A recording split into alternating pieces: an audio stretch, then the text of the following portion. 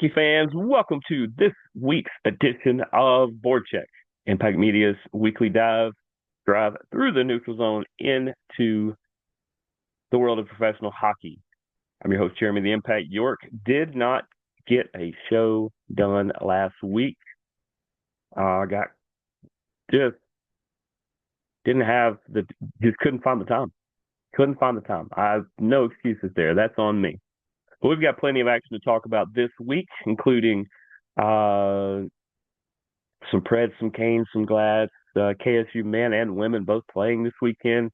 And we will get more into some other stuff in just a second.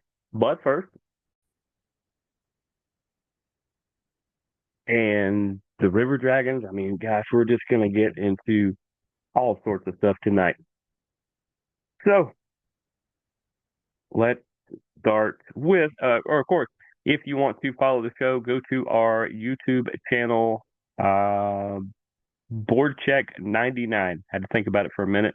BoardCheck is the only show on Impact Media that has its own YouTube show. That's why sometimes you can't find it on the other channel, because BoardCheck is actually an older show than Impact Media. It was part of the old umbrella, and we brought it across when we started this up. So it has its own entity, its own place. So if you are a subscriber of the other YouTube channel, Impact_Media_, go ahead and go over to BoardCheck 99 and give us a follow there. So let's start with the River Dragons. The Columbus River Dragons, of course, they won. They have won a lot recently, actually, including winning 4-3 just recently and 7-1 as well. They will open their. There it is. They will open their regular season next Saturday. And that will be against. Can we get that up on the screen? See, that is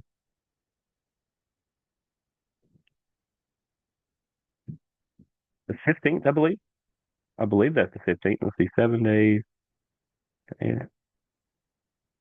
I believe so. It's either the 15th or the 14th. I think I would know this. But if it's the 14th, they will welcome in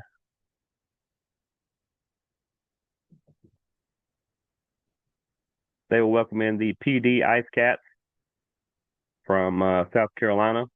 And in case it is the 15th, they will welcome in the Biloxi Breakers. Either way, I like Columbus's chances. They have really been lighting it up during the preseason. I look forward to the opener there. I know Liam, the voice of the team, and all the others are looking forward to starting this season off with a bang. And I definitely think that's going to happen. So expect us to have some guests on very, very soon to talk about the season openers. And until then, go River Dragons, right? Go River Dragons. Let's go to the KSU men. Whole reason I'm wearing this. Besides, it's just cool looking. KSU men have a game on Friday night. At 8:15 at the Atlanta Ice House versus the UGA Ice Dogs or Bulldogs or whatever they're calling themselves. Like I said, that game is at 8:15. If you listen to the YouTube broadcast, you will hear this guy's voice. Hopefully it sounds a little better than it does right now. Even if it don't, we will talk until I can't talk no more, and I will talk even further past him. We all know that. Yep, only got one game this weekend. A lot of people thought there were two. There were two on the schedule, but that's because this Saturday and Sunday out at the Huntsville Ice Sports Center in Huntsville, Alabama, it will be the Veterans Cup Invitational, where Kennesaw, Alabama, Tennessee, and Middle Tennessee will all be in a, I think, bracket-style format. I believe they play a semifinal on Saturday and then the finals in the third-place game on Sunday. And we wish the boys the best out there. We know they're going to do fantastic. We want them to have a great time tonight and then an even better time or a great time Friday night and an even better time Saturday and Sunday. And look forward to them just keep improving and maybe get a few more goals on the board. And I think this team will be right back on track from where they were last year. As far as KSU women, of course, they're busy this weekend too. The women are going on Sunday at 1 p.m. down to the Pelham Civic Center to face the University of Alabama. And we wish Lexi, Eleanor, Finley, Holly, Rachel, Katrina, and Cassidy the absolute best wishes for a great game. And just continue building on what you ladies are doing because you're doing some really incredible things. And it's fun. It's fun calling their games. It really is. I think the next home games might be January. Still got to look into those and see what's going on with those. But yeah, other than that, we wish them all the best. I don't believe in luck, so I can't say wish you the best of luck. So wish you all the best wishes that we can for a healthy and progressive performance from you girls, and look forward to, or you ladies, and look forward to getting you all back in Kennesaw and hearing all about it.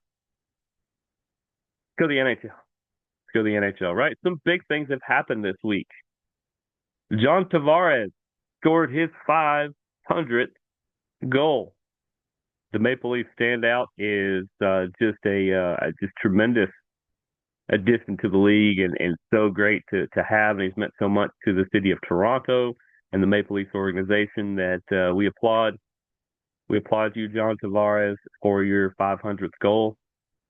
It actually helped the Maple Leafs, which is something they definitely need. You know, since Mitch Marner left, they've been trying to fill that void a little bit and still get past their postseason woes. And season's still young, so we will see where they are going into this one. But congratulations, John Tavares. And not to be outdone, number 8, Alexander Ovechkin scored his 900th goal. 900th goal the other night. I got to see it. It was fantastic. I saw it on TV. I was obviously not there. But my goodness, his 900th goal. The first thing that popped in my head is, will he stick around long enough to get 1,000? Because at this pace, it's like another 2 years. And the way he looks, he might play. He might really go for it. Might be less than 2 years. Who knows? But congratulations, Alexander Ovechkin, another one who was just the face of the league and means so much to the league and the city of Washington and his home country and everything that, man, when you get to see somebody special play like this, I tell people from other sports, I will name people, you know, instead of worrying about are they as good as or are they the best ever, or just enjoy that you're watching something magical and something special. Is Ovechkin one of the best? Absolutely. Does it matter where he is in the pecking order? Not to me. I don't know that it matters to him. He's one of the best, and I got to see his entire career to this point. Hopefully you guys have got to see at least parts of it and see the specialness that is the John Tavares and the Alex Ovechkin of the world, and just appreciate them for what they are, right? Just appreciate them for what they are. Other news, the Stars are going to host the 2027 Stadium Series at Cowboy Stadium. Yep, Jerry World right there. That's going to be at 8 p.m. on ABC on February the 20th, 2027. So not this upcoming February, the one after. They haven't picked an opponent, and they got everything else set. So they don't know an opponent yet, but a Stadium Series at Jerry World. That's going to be fantastic. Absolutely fantastic. And they even did the right thing. No, there won't be a Super Bowl there anyway. So, but that's the league news at the moment. Let's get into the Preds. How has the Preds season been going up until now? Well, quite the roller coaster ride. Quite the roller coaster ride for sure. As they are right around 500. maybe where they want to be, maybe not. I think they wanted to be a little up from here, but just started really. It's kind of up, then it was down, then it was up again. It's kind of on an upswing right now. Your goal leaders, Philip Forsberg with 6, Ryan O'Reilly with 5, Michael Bunting and Jonathan Marchessault with 4. I mean, you're getting goal production. That's pretty good numbers there. Your assist leaders, Evangelista with 7, Forsberg has 5, Bunting and Halling both have 5 as well. Once again, the numbers are up, and they're not all in one focused area, so that's a good thing.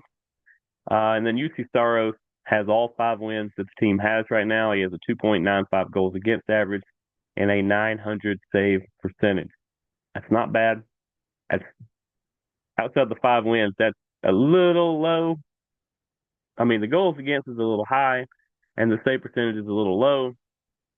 But they've shuffled some people on that team, and I believe once they get the blue line set, I think this Predators team is going to really surge forward, and we're going to see them do the things that we've thought they were going to do for the last couple of years. Let's go to upcoming schedule. Do we have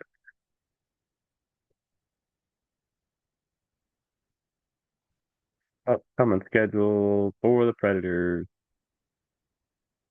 Here we go. All right, they did lose last night to Philadelphia at home, 3-1. But upcoming schedule this Saturday, they will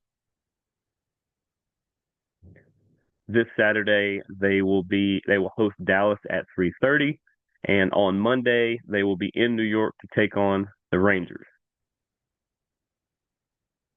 I think those are both winnable games. Going to the Canes, a little bit of a different story there. They are 9-4 currently, which is good for third in the Metro. That's only 2 points out of first second. First second is at 12. They are at no wait, that ain't right. But they are 2 points out of first or second in the Metro. Their goal leaders are Seth Jarvis with 8, Aho and Stankoven with 4, with Blake and Robinson, the newcomers or the newer guys, with 3, Stankoven as well. Aho is your assist leader at 8. Ghost Bear has 6. Blake and Martinook has 5. Getting choked up about it. Jarvis with 4. Once again, you got one that's really running away with both, but the rest of them are spread out. Rod Brindamore has always been about the team performance, and so that's what we're getting at this particular juncture.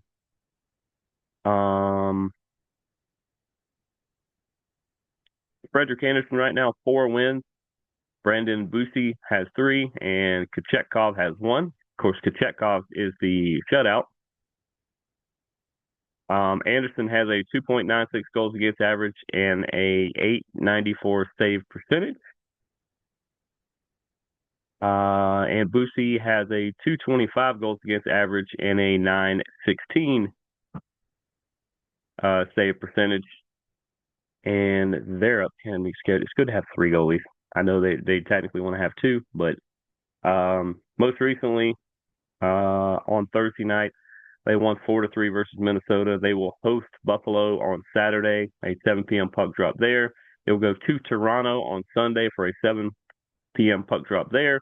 And they will host Ovechkin and the Capitals on Tuesday, 7 p.m. Puck drop for that one.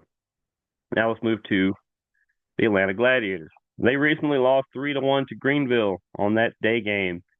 That was their first loss of the season. When's the last time we said that? We are to November and finally lost a game. There's times we didn't win the opener. This is a different team, folks.